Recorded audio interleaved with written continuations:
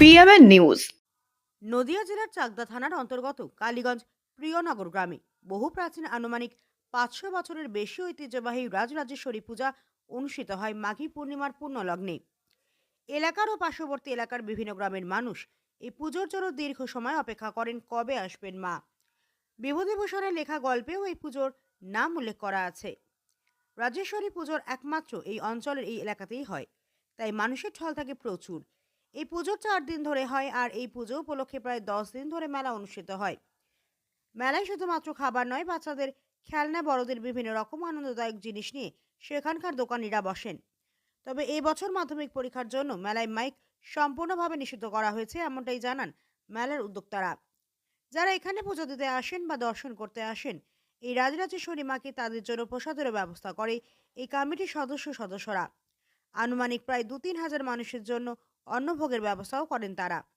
এই কমিটির মূল উদ্যোক্তারা আমাদের সামনে ঠিক কি বললেন, চলুন দেখে নিন। কাশী বিশ্বনাথ যেখানে, হ্যাঁ, সেইখানেই প্রথম এই মন্দির। আমাদের এই অঞ্চলে যিনি জমিদার ছিলেন তিনি গিয়ে দর্শন করে এসেছিলেন, এবং তিনি প্রতিনিয়তই গঙ্গা স্নান করতেন আমাদের কালীগঞ্জ ঘাটে। তখন প্রচুর জল থাকতো।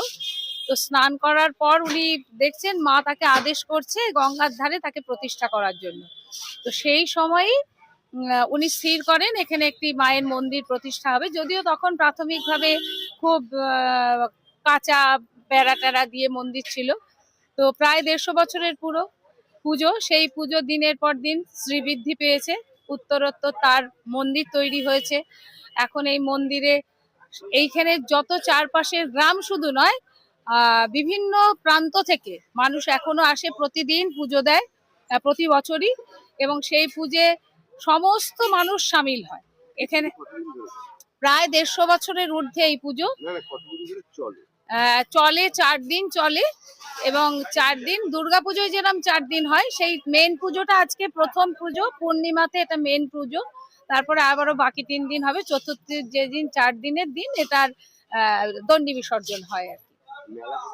মেলা 10 দিন চলে, এবং এই মেলাকে মেন রেখে আর কি আগে মানুষ এখানে এসে রান্না বান্না করে খেত।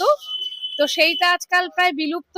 এখন যেটা হয়, আমাদের গ্রামের থেকে একটা অ্যারেঞ্জমেন্ট করে, এবং সেখানে মেন কান্ডারি রাম বলে একজন আছে, তার সঙ্গে আরো সকলেই থাকে, বাজারের থেকেও থাকে, আমার চারপাশে কিছু দাদারা আছেন, তারা থাকেন, থেকে এখানে প্রায় 5-7 হাজার লোকের একটা খাওয়া দাওয়ার অ্যারেঞ্জমেন্ট করে, সকলেই এসে এখানে প্রসাদ নেয়। আগামীকাল থেকে মাধ্যমিক পরীক্ষা শুরু হচ্ছে, না, কিচ্ছু মেলার অসুবিধা, হয়তো মেলায় ভিড় কম হবে, কিন্তু আমাদের মেলায় দেখতেই পাচ্ছেন কোনো মাইক সেভাবে বাজছে না, বা সেইটা মাথায় রেখে যতটা নিজেদের সংযম রেখেই আর কি মেলাটাকে পরিচালনা করা হয়।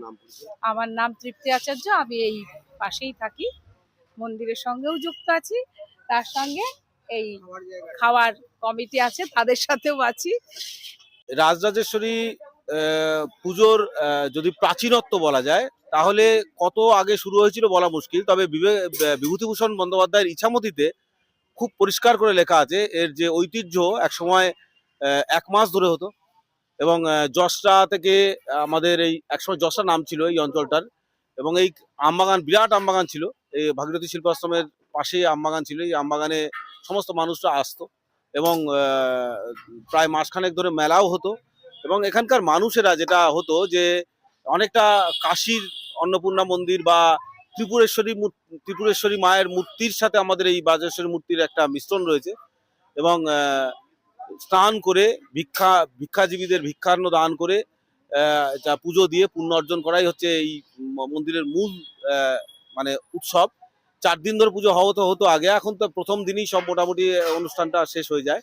কিন্তু মানুষের খুব জাগ্রত দেবী, মানুষের মনের যে বাসনা, স্নান করে তারা এখানে চান, মায়ের কাছে চান, এবং শোনা যায় যে সবারই আশা পূর্ণতা লাভ করে। এইটাই হচ্ছে আমাদের দেবীর, জাগ্রত দেবীর মানে উপাখ্যান।